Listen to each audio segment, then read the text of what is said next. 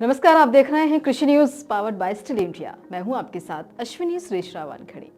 जल संकट से जूझ रहे पंजाब के किसानों के लिए धान की एक नई किस्म उम्मीद की नई किरण बनकर उभरी है। ये किस्म पंजाब में गिरते भूजल स्तर को रोकने और उपज में संतुलन बनाए रखने के लिए वरदान साबित हो रही है, जिसका नाम है PR 126। इस वैरायटी को पंजाब कृषि विश्वविद्यालय ने खेती के लिए 2017 में रिलीज करवाया था, जिसमें पूसा 44 धान की वैरायटी को रिप्लेस करने की पूरी क्षमता है। पूसा 44 सबसे ज्यादा लंबी अवधि की किस्म है, जिसमें पानी की खपत ज्यादा होती है। हालांकि ये ज्यादा पैदावार की वजह से पंजाब का सबसे लोकप्रिय और गैर बासमती धान है। फिर भी इसे जल संकट बढ़ाने की जिम्मेदारी मानते हुए राज्य सरकार ने अगले साल से आधिकारिक तौर पर इसकी बुवाई प्रतिबंधित कर दी है। पूसा 44 को तैयार होने में 145 से 150 दिन का वक्त लगता है। दरअसल पानी की फसल औसतन 4 महीने यानी कि 120 दिन में तैयार हो जाती है और इसमें नर्सरी से लेकर कटाई तक का वक्त शामिल है। लेकिन पूसा 44 को तैयार होने में 145 से 150 दिन का वक्त लगता है, इसीलिए इसमें पानी की खपत ज्यादा होती है। जो किस्म जितने दिन अधिक खेत में रहती है उसमें पानी का खर्च ज्यादा होता है। अब दूसरी और PR 126 इसीलिए इसके विकल्प के तौर पर उभर कर सामने आई है, क्योंकि ये 115 से 120 दिनों में पक जाती है।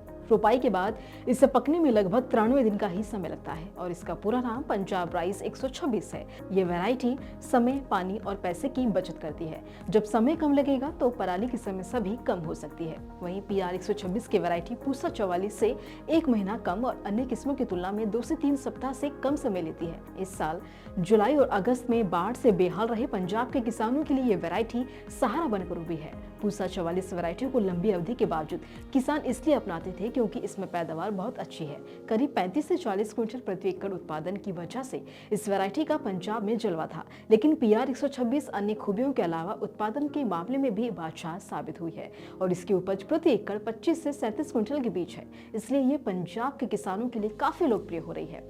अब सवाल यह है कि PR 126 को किसान क्यों ना चुने। दरअसल बढ़ते जल संकट के बीच अब किसान पर उन किस्मों का चुनाव करने का दबाव बन रहा है जो कम अवधि का हो। बताया जा रहा है कि पूसा 44 का 1 किलोग्राम चावल पैदा करने के लिए 5000 से 6000 लीटर पानी की खपत होती है। पंजाब के विशेषज्ञों के अनुसार PR 126 का क्षेत्र पिछले साल के लगभग 22% से बढ़कर इस बार 29% हो चुका है और इस तरह से 17% पूसा 44 के तहत था। PR 126 की पैदावार पूसा 44 के बराबर थी, जिससे पंजाब में उत्पादकता हाई रही है।